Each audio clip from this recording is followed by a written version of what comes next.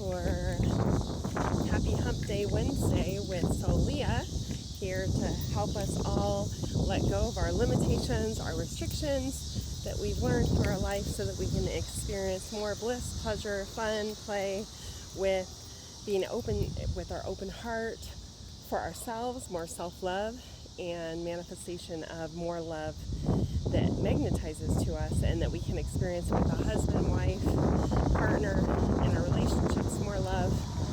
And we all deserve it. We all deserve a better love life.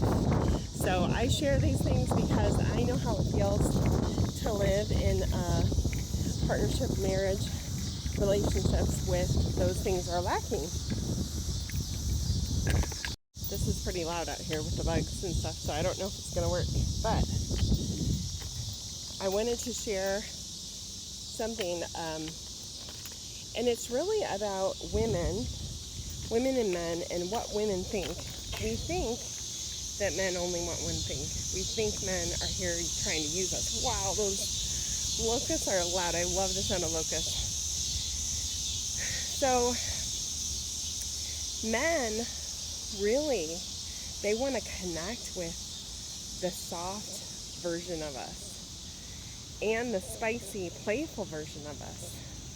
The version of us that is both the sweet, tender, gentle, mothering energy. Not saying we're mothering them, but that gentle, soft, creative, feminine energy that creates the creator of us, that's also very compassionate, very loving, very nurturing, giving, right? But what's missing is the balance. So we're so far into our masculine energy that they don't have the chance to experience that softness with us. We think that it's just one thing that they want, which, yes, it's important to have sex. That's very important to have intimacy and closeness. But that really isn't in the healthy, balanced way their main want from us. They want to feel seen, heard. I see the sign coming through the trees. Loved, appreciated.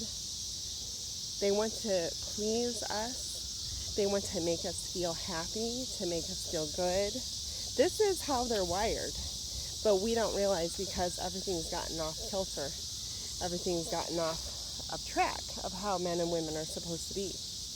They want to please and pleasure and make us happy, do things for us that make us happy. But the way things have been in the world are keeping women dissatisfied, annoyed, angry, frustrated, overworked, overwhelmed. And there's many women, including actual wives, who don't want to spend time with their husbands. They don't want to have fun with them. They don't want to talk with them. They don't want to cuddle with them. They don't want to, let alone have any intimacy with them. And you know, some men, they're so alone. They don't have a woman to talk to. They don't have a woman to hug.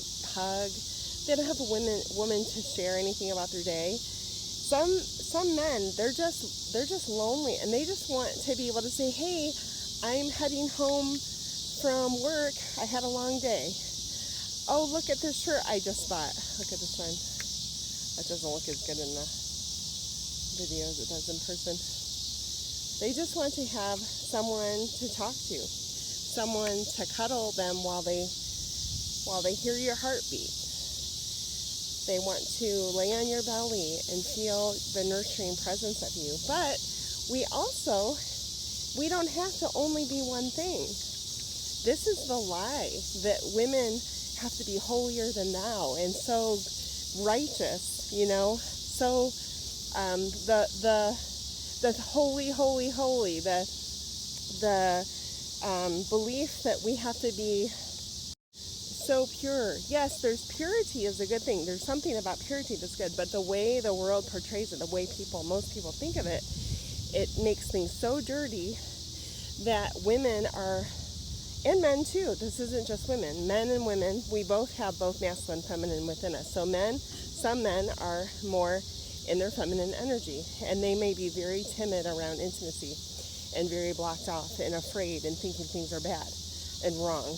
And then it could be the woman that's in her masculine energy, and she's very, very open, where he's very closed off. But the majority of it is the other way. But I do believe this is part of why we have so many gender questioning and gender issues in the world, because the balance has been off for a really long time. Really, of course, you have the fencing around it, but it's pretty. Oh my gosh, I'm having like a attack. The cobweb was wrapped all around me, and spiders crawling around. Look at the sun. It's beautiful. I'm going into that pool after this. I know the yard where the dogs poop doesn't look so great, but so beautiful. Right on the Missouri River, I think it is. Right then it was at 555. I've been seeing 555 on the clock so much, along with others like 222, new numbers.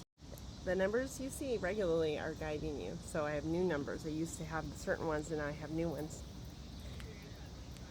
The spiders were taking over, and so I'm like, okay, I gotta go. So when we're balanced in our masculine and feminine energy, we can be both. We don't have to be one, right? We don't have to be just the mother. We can be the feminine energy that is fully embodied in our sensual energy, and we can be able to take part in pleasure with our partner and not feel shame and be able to feel free. So we have to free our bodies, free our minds. We have to allow ourselves to experience joy and pleasure and peace and gentleness with our partner, and to be able to find the way that we can express gratitude for what he does that we enjoy and that we love. So there's so many relationships that have broken up, right? And then men are afraid to trust again. And of course, women have many reasons to not trust as well.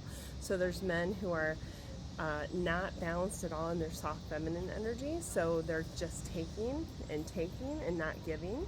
So that's imbalanced, and they could be aggressive because of certain things that they are experiencing or have experienced.